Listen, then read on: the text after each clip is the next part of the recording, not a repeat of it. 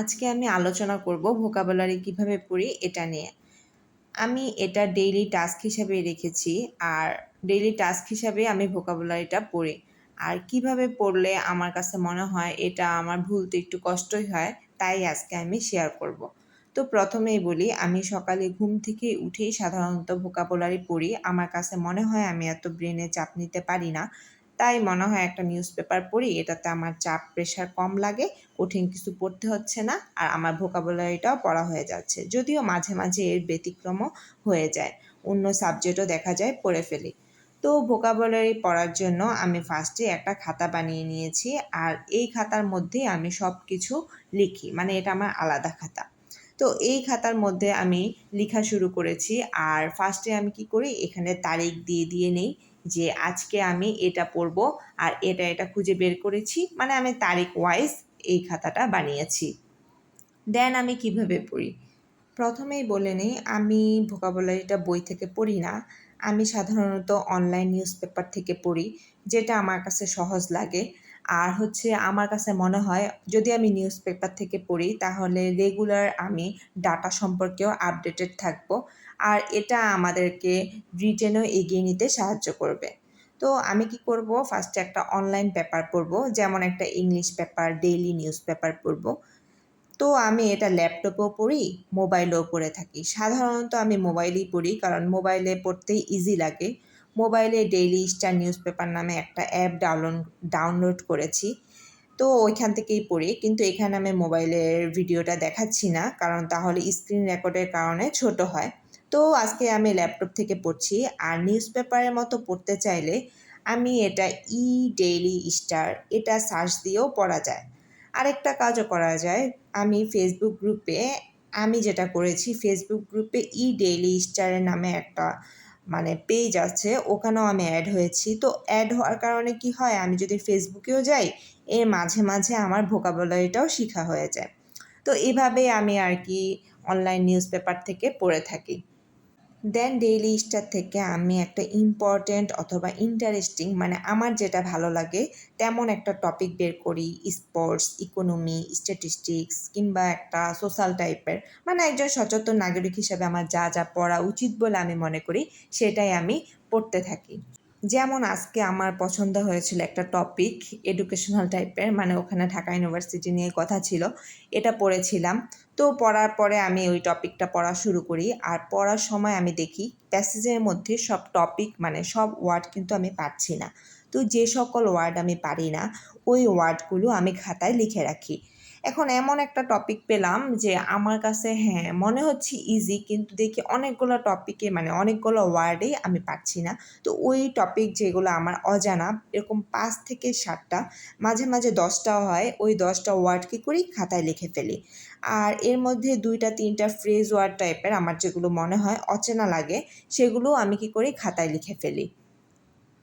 তো সবগুলো শব্দ আমি খাতায় লেখার পরে এগুলো কি করি, এক একজনের যার যেটা ভালো লাগে সে সেখান থেকে পড়বে। আমার কাছে বাংলা ডিকশনারি এই অ্যাপসটা ভালো লাগে, তো আমি বাংলা ডিকশনারি এই অ্যাপস থেকে শব্দগুলো খোঁজা শুরু করি, যে কোন কোন শব্দ আমি পাই। সবগুলো শব্দ আসলে আমি পাই না, মাঝে মাঝে দেখা যায় যে 1-2টা ওয়ার্ড পাচ্ছি না। ওই 2-3টা ওয়ার্ড মানে ডিকশনারিতে নাই, ওগুলো আবার আলাদাভাবে আমি ক্রস দাগ দিয়ে রেখে দিই।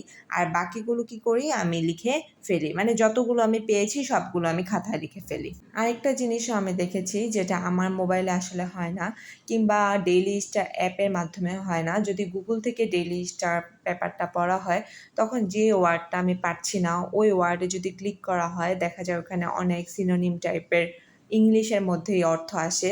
আবার আরেকটা আমার ফোন আছে, ওই ফোনে আবার বাংলা অর্থও চলে আসে। তো এটা দেখা যায় যে যার মতো করে খুঁজে খুঁজে বের করতে পারে, মানে এভাবেই খুঁজে বের করবে।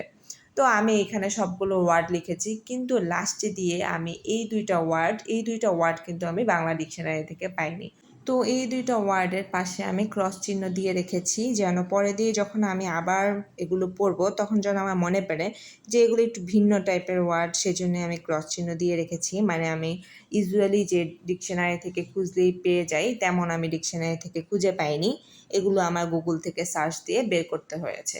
তো আমি কি করেছি, এই 2টা ওয়ার্ড পরে দিয়ে গুগল থেকে খোঁজা শুরু করি যে গুগলের কি কি অর্থ এখানে আছে একটু দেখি।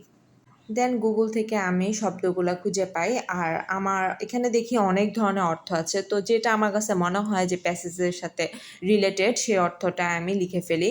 আরেকটা কাজ করি, আমি অনেক সময় দেখা যায় অনেক ওয়ার্ডের উচ্চারণ পাচ্ছি না। তো ওই উচ্চারণগুলো একসাথে কী করি, প্রোনাউন্সিয়েশনের ওখানে ক্লিক করে উচ্চারণটা শুনে নিই, যা বাংলা ডিকশনারি থেকেও পাওয়া যায়। তো এইভাবে আমি আমার সবগুলো ওয়ার্ড গুগল থেকে বের করেও লিখে ফেলেছি। দেন আমি একটা কাজ করি, এই শব্দগুলো যা আমি পেয়েছি তা কিন্তু আমি আমার অন্য দিনে যে ভিডিও করি ওই ভিডিওতেও সাধারণত চেষ্টা করি যে দিয়ে দেওয়ার, যেন কেউ চাইলে ওই দিনের ডেইলি স্টার থেকে আমি যে সকল ওয়ার্ড পড়েছি তা সে নিজেও পড়ে ফেলতে পারে। আর এজন্য আমি কি করি, এই ওয়ার্ডগুলো দিয়ে দিই। দেন আমি কি করি, এই ওয়ার্ডগুলো সবগুলোকে একসাথে পাশাপাশি রাখি আর প্যাসেজটা আবারও বের করি। দেন এই ওয়ার্ডগুলোর অর্থ মিলিয়ে মিলিয়ে আমি আবার প্যাসেজটা পড়তে থাকি। মানে অর্থর সাথে প্যাসেজটা মিলিয়ে মিলিয়ে পড়ি। তখন দেখি হ্যাঁ, আমি মোটামুটি এবার প্যাসেজের সাথে অর্থটা পুরোপুরি পড়তে পারছি। আর তখন তো আমার খুবই ভালো লাগে যে হ্যাঁ, এখন আমি সব অর্থ বুঝতে পারছি। কিন্তু একটা বিষয় হয় যে আমি যেহেতু 10টার মতো ওয়ার্ড হাইয়েস্ট পড়ি সেই দিন, সেজন্য দেখা যায় পুরো টপিকটা পড়ি না। মানে 10টা ওয়ার্ড আমার পড়া শেষ, আমার টপিকও পড়া শেষ। আর যদি বেশি ইন্টারেস্টিং টাইপের মনে হয় যে না একটু পড়ি, তখন কী করি, অর্থ না বুঝলেও মানে 10টা ওয়ার্ড লিখে রাখি আর বাকিটা কী করি, এমনি জাস্ট রিডিংটা আর কি পড়ি। তো আমার যেহেতু প্যাসেজটা পড়া শেষ, এখন আমি কি করি, এগুলো এবার আমার শেখার পালা। তো ফার্স্টে কি করি, শেখা শুরু করে দিই। মানে যেদিন আজকে যা যা ওয়ার্ড লিখেছি তা শেখা শুরু করি, মানে মুখস্থ করা শুরু করে দিই। দেন কি করি, আগে যেগুলো ওয়ার্ডগুলো লিখেছিলাম, মানে আগের তারিখে যে সকল ওয়ার্ড লিখেছিলাম তাও দেখি যে আমার কয়টা কি মনে আছে, সেজন্য ওগুলো কি করি, রিভিশন দেই। আর মাঝে মাঝে রিভিশন দেই না, এমনি কি করি, খাতা একটা নেই, তারপর ঢেকে ঢেকে, মানে এখানে যেভাবে দেখাচ্ছে খাতা দিয়ে দিয়ে ঢেকে ঢেকে দেখি কোনটা কোনটা পারি না। এতবার পড়ার পরেও আমি পারি না, অনেক ওয়ার্ড ভুল করি। তো যেগুলো ভুল করি সেগুলো আবার ক্রস চিহ্ন চিহ্ন দিয়ে রাখি, ক্রস দাগগুলো আবার পড়ি। আর এভাবেই পড়তে পড়তে আমার ভোকাবুলারি পড়া শেষ হয়ে যায়। সাধারণত আমার পড়তে 1 ঘন্টা হাইস্ট লাগে এভাবে ভোকাবুলারি পড়তে। তো ভোকাবুলারি যদি আমি পড়ি, লাস্টলি আমি দেখিয়ে দিতে পারি যে আমার এইসব ভোকাবুলারি পড়লে অনেক কিছুই কিন্তু আমার একসাথে শেষ হয়ে যায়। যেমন group verb, idioms and phrase, synonym, antonym, proverb, correction, translation, preposition, analogy, substitution, interchange, translation, free hand writing, কথা বলার কোয়ালিটিও আমার ভালো হয় এবং আমি অনেক বিষয়ে ডাটা আপডেটেড থাকি। আরেকটা কাজ করতে পারি, আমি আমার ফ্রি হ্যান্ড রাইটিং এটা আমি উন্নত করার জন্য, যেটা এখনও আমি শুরু করিনি, মানে এটা ইমপ্রুভ করার জন্য নিউজ পেপারে একটা আর্টিকেল যা আমার কাছে আনকমন মনে হয় তা আমি চাইলে নোট করে রাখতে পারি। তো এভাবেই আমি ভোকাবুলারি পড়ছি। এতে আমার টাইম অত বেশিক্ষণ লাগে না, হাইস্ট 1 আওয়ার। এভাবেই আশা করি আমি ধীরে ধীরে ইনশাল্লাহ সব পড়ে ফেলবো। আর প্রতিদিনের ভিডিওতে আমি সাধারণত যে সকল ওয়ার্ড শিখি তা দিয়ে দিব ইনশাল্লাহ। আর এটা হচ্ছে নিতান্তই আমার জাস্ট পদ্ধতি, মানে স্ট্র্যাটেজি, যেটা আমি ফলো করি ভোকাবুলারি পড়ার ক্ষেত্রে, সেটাই আমি এখানে শেয়ার করেছি। এমন না যে আমি ভোকাবুলারি খুব পারি, খুব এক্সপার্ট আমি ভোকাবুলারি নিয়ে, এমন না। আর কাউকে আমি এখানে শিক্ষা দেওয়ার জন্যও বলছি না, জাস্ট আমি কিভাবে পড়ি তাই আমি এখানে বলেছি। চ্যানেলটা খুলেছি আমি এজন্য যে আমি আমার পদ্ধতিগুলো শেয়ার করব, আর কিছুই না। তো এই জন্যে আজকে আমি ভোকাবুলারি কিভাবে পড়ি, কয়টার দিকে পড়ি, সময় কিভাবে পড়ছি, কতক্ষণ লাগছে পড়তে, সব মিলিয়ে জাস্ট একটা কি বলবো, আমার আইডিয়া শেয়ার করেছি। তো আমার জন্য সবাই দোয়া করবেন। আজকের জন্য আল্লাহ হাফেজ।